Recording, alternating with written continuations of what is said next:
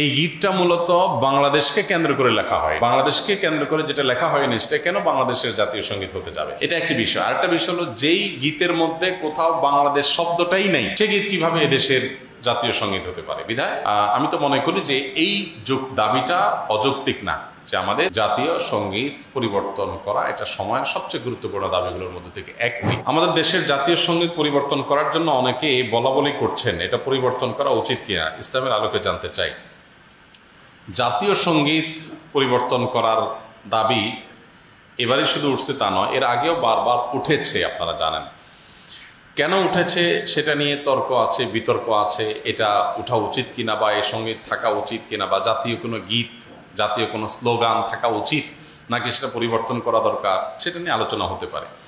আমি সে আলোচনায় যাব, তার আগে একটু প্রাসঙ্গিক অন্য একটা বিষয় বলি। সেটা হলো যে দেশপ্রেমের নামে, দেশত্ববোধকতার নামে, দেশত্ববোধক কাজের নামে আপনি কোনো গীত, মিউজিক সংযুক্ত করে, বাদ্যযন্ত্র সংযোগে আপনি যদি কাউকে শুনতে বাধ্য করান, তাহলে সেটা তার স্বাধীনতার খর্ব করার শামিল, বিশেষ করে মুসলমানদের ক্ষেত্রে। কারণ ইসলাম যেহেতু বাদ্যযন্ত্র যোগে কোনো গান বাদ্যকে অ্যালাউ করে না, কোনো গানকে অ্যালাউ করে না, বিধায় আপনি দেশাত্মবোধক গানের নামে, দেশপ্রেমের নামে আপনি আমাকে যদি এটা চাপিয়ে দেন, তাহলে এটা হবে আমার অধিকার লঙ্ঘন করা, আমার অধিকার খর্ব করা। সোজা কথা, দেশের সংখ্যাগরিষ্ঠ মানুষ যেটাকে হারাম মনে করে, সেই কাজ আপনি দেশের মানুষের উপর চাপিয়ে দিতে পারেন না। হ্যাঁ, দেশের একটা স্লোগান থাকলো, একটা গীত থাকলো, সেটার কথা মানার ভিতরে যদি আপত্তিকর কোনো কিছু না থাকে, সেটা ভিন্ন বিষয়, অবশ্যই সেটা গ্রহণযোগ্য হতে পারে। এবার আসা যাক এই গানটা নিয়ে, যে আমাদের যে জাতীয় সঙ্গীত আছে, আপনারা জানেন যে রবীন্দ্রনাথের লেখা এই গানটি বাংলাদেশের জন্মেরও আরো বহু আগে তিনি লিখেছেন। এই গীতটা মূলত বাংলাদেশকে কেন্দ্র করে লেখা হয়নি। বাংলাদেশকে কেন্দ্র করে যেটা লেখা হয়নি সেটা কেন বাংলাদেশের জাতীয় সঙ্গীত হতে যাবে, এটা একটি বিষয়। আরেকটা বিষয় হলো, যেই গীতের মধ্যে কোথাও বাংলাদেশ শব্দটাই নেই, সে গীত কিভাবে এদেশের জাতীয় সঙ্গীত হতে পারে? বিধায় আমি তো মনে করি যে এই দাবিটা অযৌক্তিক না, যে আমাদের জাতীয় সঙ্গীত পরিবর্তন করা এটা সময়ের সবচেয়ে গুরুত্বপূর্ণ দাবিগুলোর মধ্যে থেকে একটি।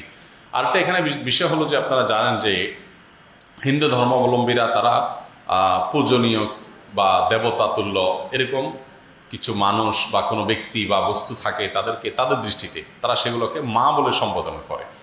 ইসলাম আমাদেরকে এরকম কোনো ধারণা দেয় না। মাতৃভূমির প্রতি ভালোবাসা এটা একটা স্বকীয় বিষয়, এটার জন্য মুসলমান হওয়া প্রয়োজন নাই, এটার জন্য মানুষ হওয়া যথেষ্ট। শুধু মানুষ কেন, অন্যান্য প্রাণীর মধ্যেও কি আছে, নিজের ভূমির প্রতি নিজের টান আছে। একটা কুকুর, একটা বিড়াল, একটা প্রাণীও দেখবেন যে সে যে ভূমিতে থাকে, বসবাস করে, বা যে ভূমিতে তার জন্ম বেড়ে ওঠা, সেটার প্রতি তার সহজাত একটা টান আছে। সেখানে মানুষের মধ্যে তো অবশ্যই আছে।